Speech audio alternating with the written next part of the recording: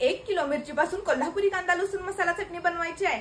त्यासाठी लागणारा खडा मसाल्याचे योग्य प्रमाण तुम्हाला माहित आहे का?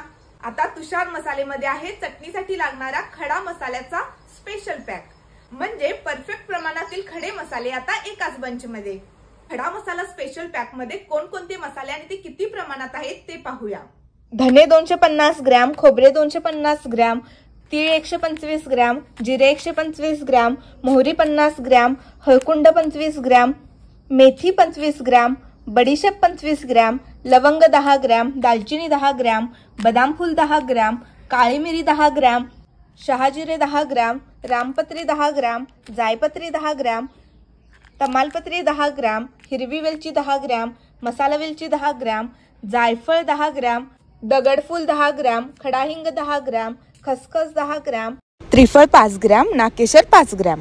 जर 1 किलो मिरचीसाठी तुम्ही हे प्रमाण वापरले तर एकदम अस्सल कोल्हापुरी चवीची कांदा लसूण मसाला चटणी बनते आणि चटणी अजिबात बिघडत नाही आणि चव अस्सल कोल्हापुरी येते।